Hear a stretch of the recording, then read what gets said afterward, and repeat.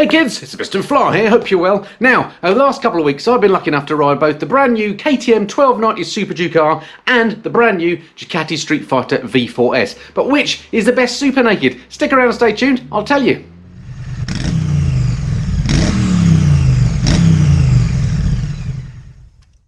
So, not only have I been lucky enough to ride both bikes for the last couple of weeks, but I've actually had them in my possession for a couple of weeks. So I've ridden the pants off the bikes, and you may have seen some of my other videos on them. But which of the two bikes is the best? That is the key question. So in this video, what I'm going to do is give you my side-by-side comparison of the bikes, of things like what they're like for comfort, what's the engine like, how do the electronics compare, all that kind of stuff, and then come to some kind of conclusion about which is the best bike, the best super naked you can buy at the moment. It is, of course, just my opinion. I'll be interested to know your opinion too in the comments below. But let's, without further ado, crack on and do the comparison.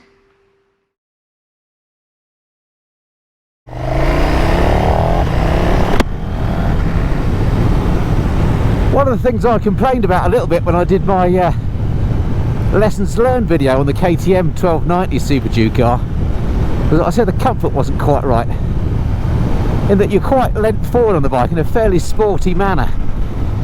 But actually that is a minor point, and I quite like that sporty feel. And when you're going at faster speeds, then actually leaning forward is quite a good thing because you're braced against the wind. But the seat on here for a KTM is unusually comfortable. It's very, very thin, but it's nicely padded. Your legs are tucked up, as I say, in a relatively sporty position at an acute angle, and you're a little bit leant forward. Comfort on the KTM really isn't an issue. Okay, so on the Streetfighter now, and what of comfort on this bike then? Well, I have to say the Streetfighter scores pretty flipping well on comfort. In fact, when I did my top 5 things I love about this bike, comfort was in the top 2, which I know comfort is not the most exciting thing in the world, but it's a very important thing for me when I'm buying a bike, because me now, with my great age, I'm 52 years old, comfort becomes a bit more important. I love my Ducati Panigale, for example. I don't ride it very often, and the thing that puts me off riding it is it's not very comfortable. You know, you're bent up, it's hot, your wrists ache, all that sort of game. But you do not get that on this Ducati. Like the KTM, this is a very, very comfortable bike. Again, like the KTM, you're sat upright, you've got nice wide handlebars. Where this does score over the KTM is its seat is a little bit more comfortable. The KTM's not uncomfortable, but this one is deeply padded, and I think I could ride this for way longer than the KTM. As I say, there's not much between it. The KTM is comfortable, but the Streetfighter for me has it in the comfort stake. So a win for the Ducati on comfort.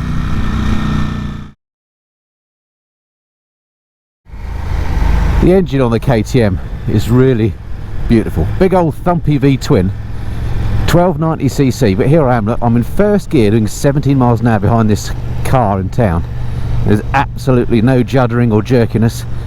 In the old days, riding a big old V-twin like this at this sort of speed would mean that you're riding a jackhammer, but not on this. The fueling is absolutely beautiful.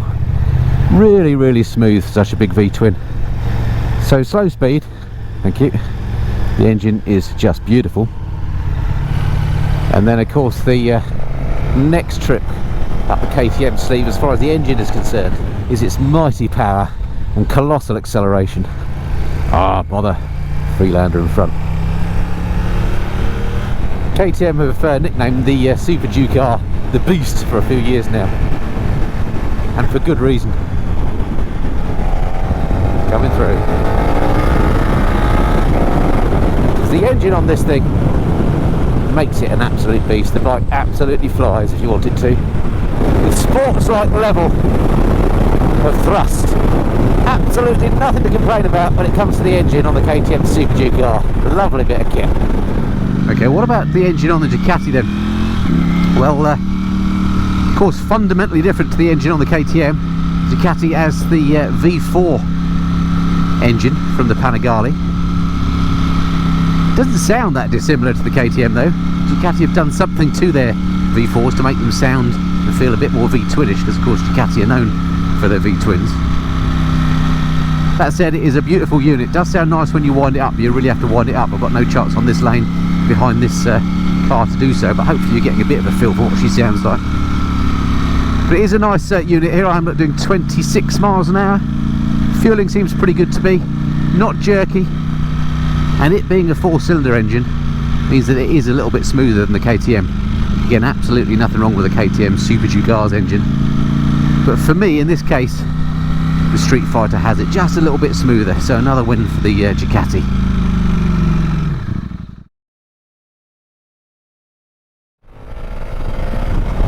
A bike like the KTM is all about its back lane blast like this, and that means it has to have good handling and suspension, and it's no surprise, and it goes without saying actually, the handling on this is just sublime. It feels so light.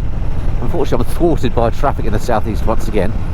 Maybe I'll see if I can turn off in a minute. But it feels super light and flickable, this. The suspension, I've got this on its standard settings, it's completely adjustable. Let's go down here so I can lose that car. And these roads here, just look at the potholes and pits on here. But the suspension is beautiful out of the box. It's not rattling me fillings out my head. You just point and shoot this bike. Even on these really crappy surface roads, the suspension just soaks it all up.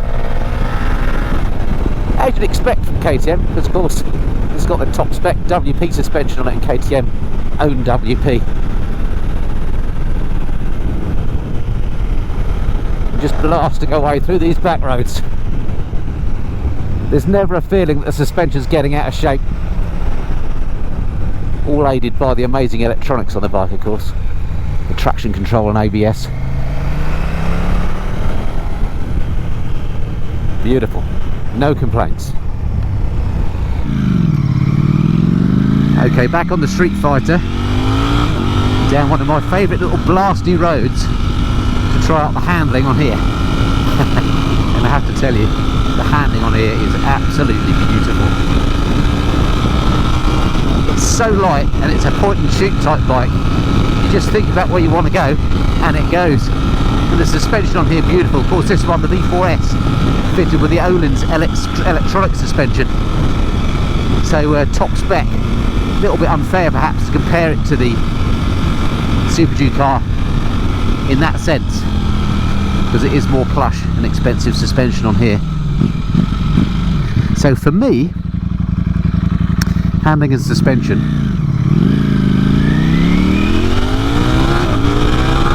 Streetfighter has it.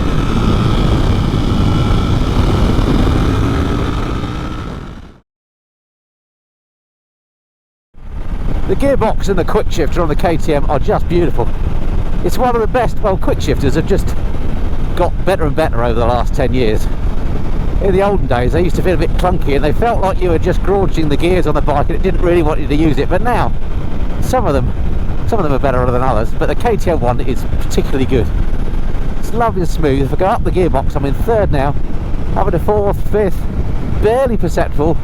I'll slow down, let's brake, come down the box, fourth gear, third gear, second gear, absolutely beautiful. And if I slow right the way down, look, no load on the engine, into first gear and barely perceptible. Again, very little, I'll put very little load on. Second gear, hardly a jolt. Third gear, nothing. Yeah, the gearbox on here is lovely, allied with that quick shifter. The only downside on the KTM is that the quick shifter doesn't come as standard. All the gubbins for the quick shifter is there, but if you want it, you have to pay extra to have the software update, and I don't like that about the KTM, so a bit of a thumbs down in that respect. The quick shifter and the gearbox work beautifully, but you have to pay extra if you want the quick shifter. The gearbox and quick shifter on Ducati is lovely. Just changing up through the box here. Quick shifter works really nicely even when the engine isn't particularly under load, and similarly coming down, if I just slow down,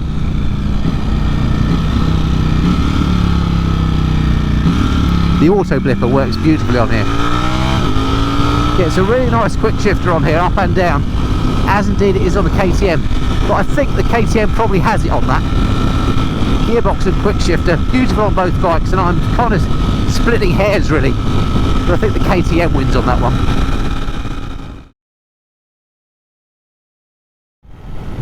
One of the things that I've really come to appreciate about the new KTM Superduke R are its controls and instrumentation on this version of the bike. This is the bike that came out in 2020, so the current version. I love the TFT on here. They've done a bit of a revamp on it. It's really clear. I'm not a massive fan of TFTs, but the ones on the KTMs are pretty darn good as they go. Cyclist alert. From behind. See you down there, Lycra boy. And allied to that TFT are the controls, which they've done a redesign on for this version of the bike.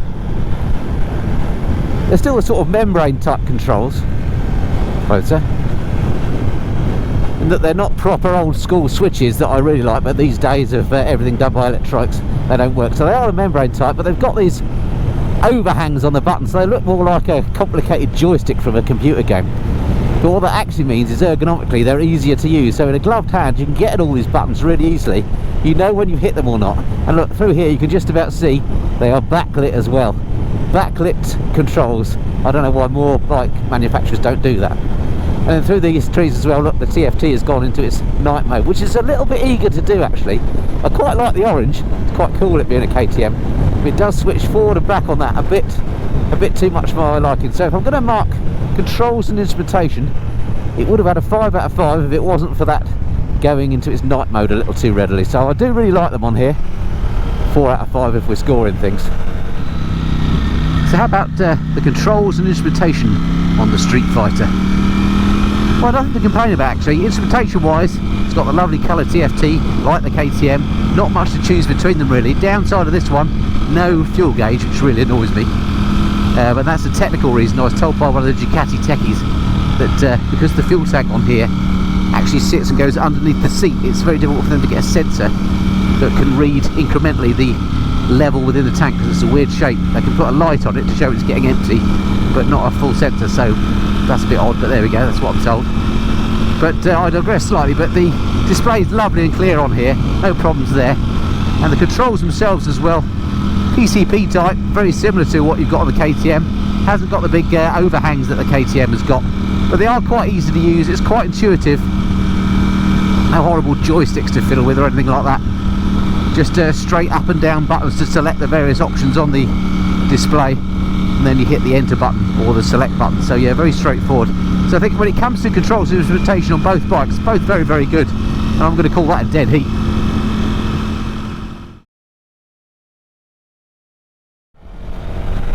Probably the most important thing about a motorcycle is how it makes you feel, and I refer to that as Grin Factor.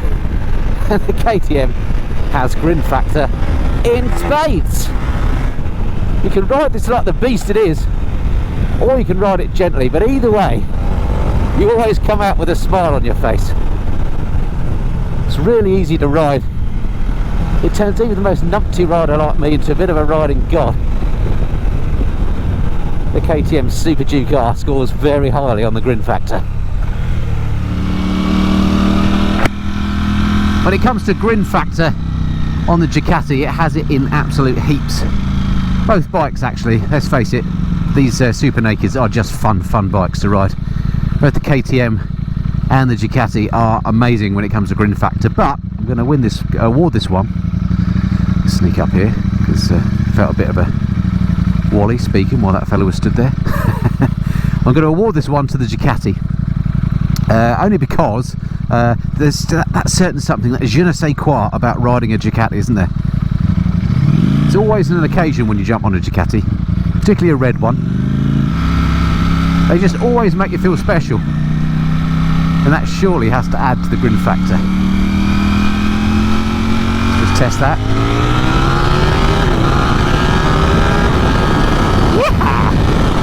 Oh yes, I've got a big grin. So yeah, again, splitting hairs, but I'm going to award Grin Factor a win to the Ducati.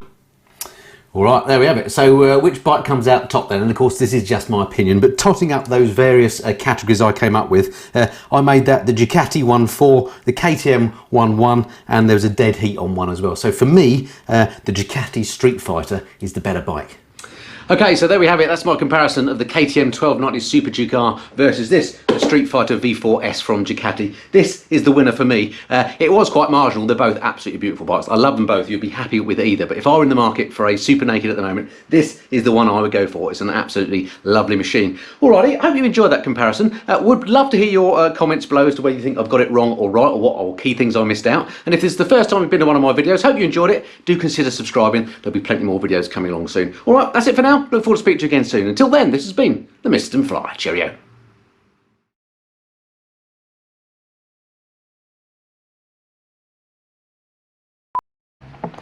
Hey kids! So, not only have I been lucky enough to ride both, but let's do that again because I wasn't looking at the camera. Okay, so we're back on the street. Let's do it again. Anyway, if that's that's rubbish, let's do that again.